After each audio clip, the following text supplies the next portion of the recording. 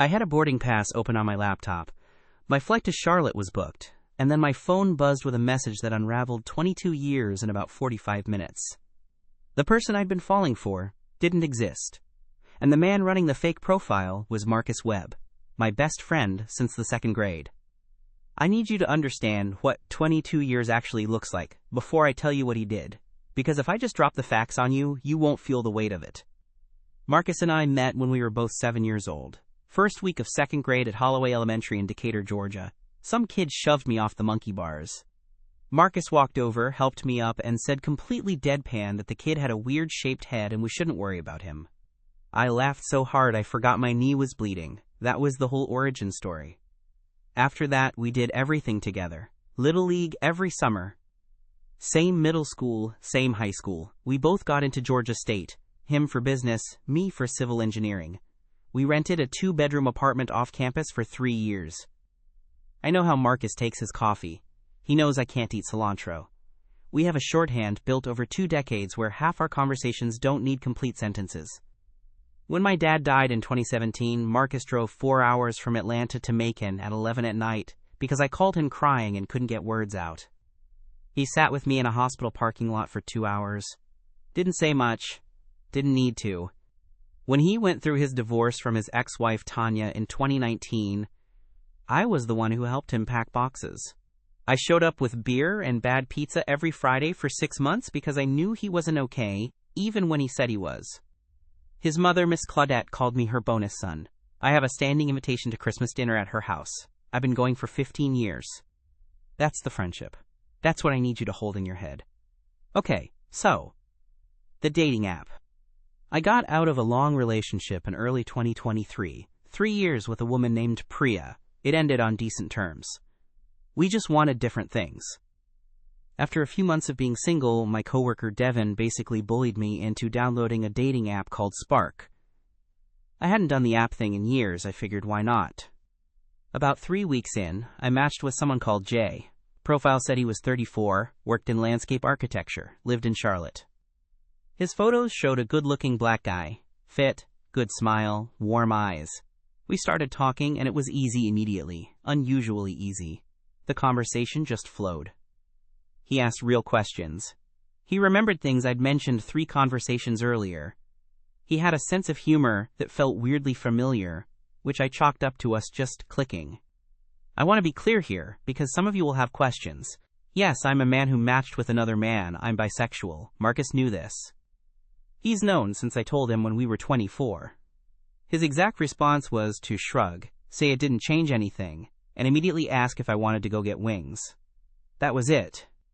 No big deal made. I loved him for that. So I matched with Jay, and for 9 months we talked. Every single day, sometimes for hours. Phone calls on Sunday afternoons.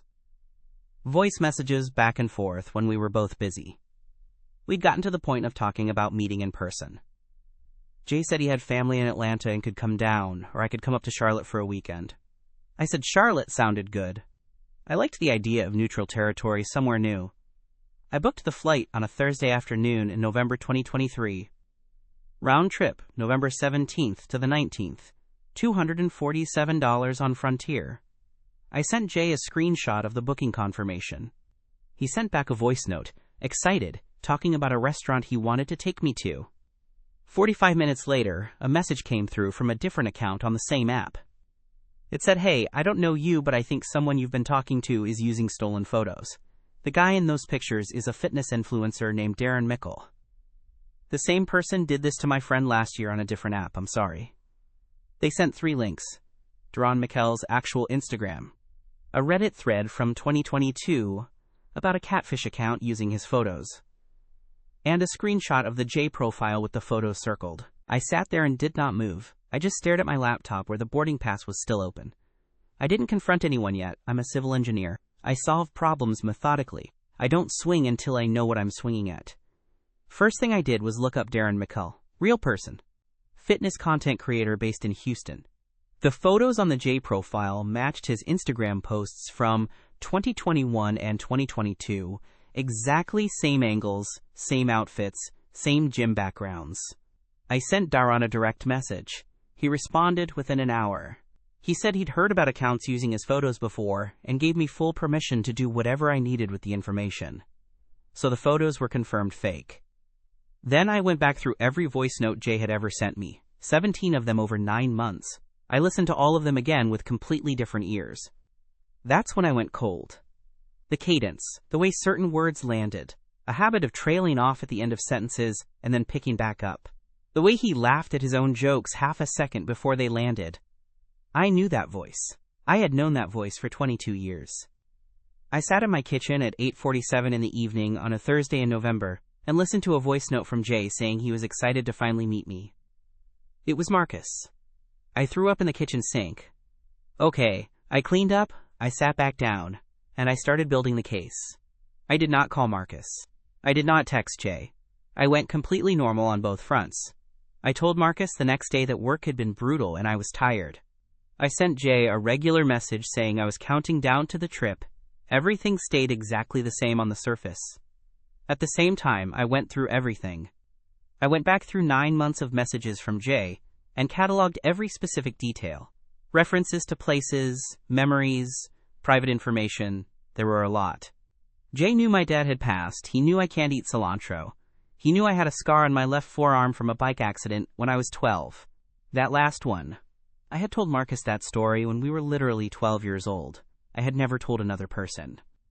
I pulled 17 voice notes and clipped audio from 3 of them. Then I pulled a video from Marcus's Instagram, him talking at the camera for about a minute in a reel he'd posted 6 months earlier. I put them side by side and listened 5 times. Same person. Not similar, the same person. Then I found one more thing. One of the voice notes from Jay had a faint notification chime in the background. A very specific tone.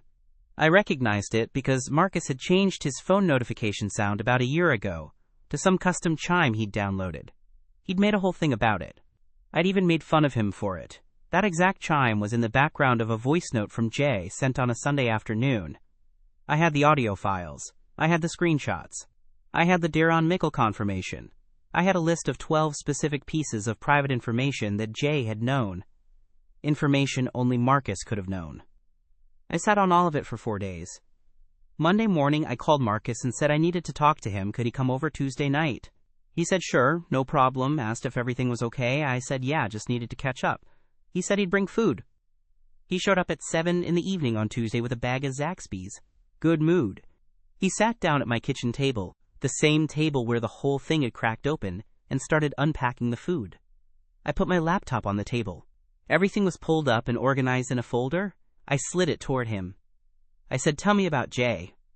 He looked at the screen, he looked at me. For about 3 seconds, nothing moved on his face. Then he smiled, this small, careful smile, and said, I don't know what you're talking about. I didn't raise my voice, I just started going through it. The photos, the audio clips, the notification sound, the 12 pieces of private information, item by item, no editorializing. Just the evidence. By item 6, he'd stopped eating. By item 10, he was staring at the table. When I finished, I said, I need you to tell me why. He was quiet for a long time. Then he said, I was just messing around at first. I didn't think it would go this far. I asked what messing around meant. He said he'd seen me on the app. Spark apparently shows you people from your contacts sometimes, a feature I hadn't known about, and he'd made the profile as a joke to himself. He said he didn't mean to actually match with me. I asked why he kept going for 9 months. He said, because you were happy, you seemed really happy. And I didn't want to blow it up. I told him that was the least satisfying answer I'd ever heard in my life. Then his story shifted. He started saying it wasn't malicious, that he cared about me, that he thought he was giving me a space to open up after the Priya breakup. He said he knew me better than anyone and was just trying to help. I said, you were going to let me get on a plane. He went quiet. I said it again. Marcus. I had a boarding pass. I was going to fly to Charlotte to meet someone who doesn't exist. What was the plan? He said he was going to come clean before the trip. Said he'd been trying to figure out how. I told him to leave. He tried to keep talking. He said he was sorry, that he loved me like a brother, that he'd do anything to fix it. He used the word experiment at one point. I walked to the front door and opened it. He left. He took the Zaxby's with him, which honestly was the right call. I gave it 24 hours before I told anyone. I needed that buffer. Then I called my friend Kezia. She'd been in our friend group since college, and she and I had gotten closer after the Priya breakup. She was the person I trusted most outside of Marcus. That felt like a cruel irony, but there it was. I told her everything from start to finish. She didn't say anything for almost a full minute. Then she said, "I need you to send me those audio clips." I sent them. She called back 20 minutes later. "That's Marcus. That is absolutely Marcus. I've known that man for 12 years. Kezia was furious. She wanted to post about it immediately. I told her to hold off. I wasn't ready for the group chat explosion yet. Because here's the thing about friend groups that have been together for over a decade. Everyone has opinions about everything. Our main group chat, 7 people including me and Marcus, had been running since 2015. We'd been through breakups, job losses, a whole pandemic in that chat. I was going to handle this quietly. Marcus did not handle it quietly. On Wednesday evening, less than 48 hours after I told him to leave, he posted in the group chat a long message, 6 paragraphs, saying he'd done something terrible, that he'd made a fake dating profile and had unknowingly matched with me, and it had spiraled and he was deeply sorry. He did not mention that he'd kept it going for 9 months after realizing who I was. He did not mention the voice notes. He did not mention the boarding pass. He made it sound like a short-lived prank that got out of hand. The chat exploded. Devin, the same coworker who'd pushed me to download the app, who I assumed would be on my side without question, said it sounded like Marcus was coming from a place of caring and that the intention mattered. He actually wrote that Marcus was just looking out for me in a weird way. I stared at that message for a solid 10 seconds. Terrence, another guy in the group, said I should hear Marcus out and that they'd been through too much to throw it away over this. He called it a prank that got complicated. Kezia went off. She sent a voice note into the chat, 2 minutes and 40 seconds, laying out the full timeline including the boarding pass and the 9 months of daily contact. She used the word predatory and did not walk it back when Terrence pushed back. My phone was buzzing constantly. I put it face down and went for a walk. By the time I got back, there were 47 unread messages. I read through all of them. Roughly 4 people were either defending Marcus or asking me to give him grace.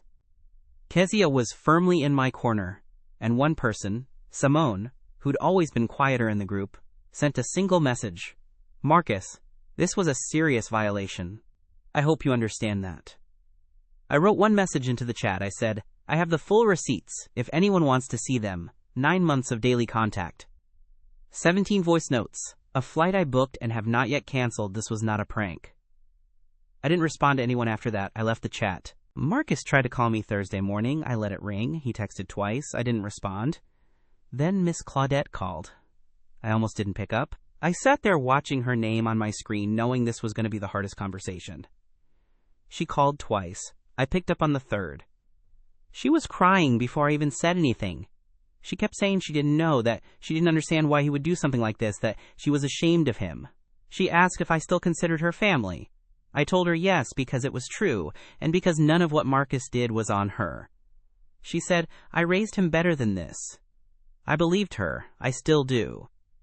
She told me Marcus had given her his version the night before, and that even his version had made her upset. She said he was sleeping on her couch because she'd told him to come over and had been questioning him all night. She said she'd yelled at him for the first time since he was a teenager. Miss Claudette and I talked for almost an hour. At the end, she asked if she could still call me sometimes. I said yes. I meant it. Now, the Devin and Terrence situation bothered me more than I wanted it to. Devin had been there when I got my engineering license. I was at Terrence's bachelor party. And these 2 men could hear, "Your friend ran a 9-month fake relationship, including voice notes, and let you buy a plane ticket," and come back with, "But his heart was in the right place." I called Devin on Friday, not to argue, just to lay out the facts clearly, person to person, without the chat noise. I went through the same points I'd made to Marcus. The private information, the boarding pass, the fact that Marcus had not come clean. He'd been caught. There's a difference. Devon was quieter on the phone than he'd been in the chat. By the end, he said he hadn't thought about the private information angle. He said he still thought Marcus cared about me, but he understood why I was done. I wasn't looking for an apology. I just needed to say it to someone who'd tried to minimize it and make sure they heard it properly. After that, the conversation was over. Terrence, I didn't call. I have nothing to say to Terrence. The week after the confrontation was brutal in a quiet way. Not dramatic. Just the slow grind of removing someone from your life who has been woven into it for 2 decades. I went through my phone and removed shared photos I didn't want to look at. I declined a birthday dinner invite because I knew Marcus would be there. I canceled the flight. Frontier gave me a travel credit, which felt like the universe making a bad joke. I also messaged Jay's profile, which Marcus had still not deleted, and reported it. Taken down within 48 hours. I checked. Marcus sent me a letter. An actual physical handwritten letter, dropped in my mailbox sometime during the second week of December. 5 pages. The summary. He'd been struggling since the divorce from Tanya. He didn't fully understand why he'd done this. He knew it wasn't okay. He missed me. I read the whole letter. Read it twice. Then I folded it, put it in a drawer, and didn't respond. Here's the thing that hurt the most. And it wasn't the catfish itself, or not just that. Jay, fake Jay, Marcus, was someone I genuinely connected with. That connection was real to me, even if it wasn't real. The conversations. The laughing. The Sunday afternoon calls. I'd opened up about things I hadn't said out loud to anyone since my dad died. Grief stuff. Loneliness. What it feels like to be bisexual and single in your 30s and not always knowing where you fit. And the person I was saying all of that to was Marcus, my best friend, who already knew most of it. But there's a difference between what your friends know about you and what you say late at night when you think you're talking to someone new. Someone you're building something with. He heard the version of me I only let out when I feel genuinely safe. And he sat there knowing exactly who I was. He knew which parts cost me something to say. He let me say them anyway, for 9 months. That's the part one keep coming back to. Not the fake photos, not even the plane ticket. It's the late night conversations where I was completely open, and he just kept going. By January, I was doing better. Not good, better. Kizzy and I hung out a lot through December and into the new year. She hosted a small thing at her place on New Year's Eve. 6 people, none of the old core group except me and her, some work friends of hers, and a couple of mine. It was the first social thing I'd been to in weeks where I wasn't thinking about Marcus the whole time. I stayed until 2 in the morning. I laughed at actual things. Simone, the one who'd been quiet in the group chat and then said what she said, texted me in January asking how I was doing. We ended up getting coffee. Turns out she'd had her own history with the group defending the wrong person in different situations. We talked for 3 hours. I have a lot of respect for her. Devin and I are still work friends. We don't hang out outside the office anymore, and I think we both know why without having to say it. That's fine. Some friendships downgrade and you move on. Terrence I haven't spoken to since November. Marcus I haven't spoken to at all. He texted on my birthday in February. Just said happy birthday, nothing else. I read it and didn't respond. Couple weeks later, he asked if we could get coffee. Said he wasn't asking for things to go back to how they were, just to talk. I didn't respond to that either. I don't know if that's where it ends permanently. Genuinely, I don't know. 22 years doesn't just vanish. But right now, I cannot sit across from him and trust a single thing I'm hearing. And without that, what's actually there? Miss Claudette and I still talk. Not every week, but regularly. She called on my birthday too. Stayed on the phone for 45 minutes and told me a story about Marcus as a kid she'd never told me before. About the first time she realized he had a problem telling the truth about small things when he was scared of the consequences. She wasn't making excuses, she was explaining something. I appreciated the honesty. She sent me a card at Christmas. Just her name at the bottom. I put it on my refrigerator. Here's what I know now that I didn't before. History isn't the same as honesty, and familiarity isn't the same as trust. I understand that now in a way I couldn't have understood it before all this. The circle is smaller. Kezia, Simone. A couple of guys from work I'd been keeping at arm's length for years because my schedule was full with the old group. I'd been making more time for them. Turns out I have more room than I thought. I'm not on dating apps right now. Not only because of what happened, more because I spent a lot of the past year just being in my own company, and I'm actually okay there. Better than okay. I'm not in a rush. The last thing I want to say is this. About a month before everything came apart, Marcus was at my place, and we were watching a game. He was asking me questions about Jay. I know now he was playing both sides of the conversation in real time, and he looked at me and said it was good to see me happy. Casual. The way a good friend says something like that. I've thought about that moment 100 times since November. I still don't know if he felt guilty or felt nothing. I'm not sure he knew the answer himself. I hope he figures it out, not for my sake, for his. But I'm not waiting around to see it happen. So here's what I want to know from you. That 5-page letter sitting in my drawer, what would you have done with it? Would you have opened that door?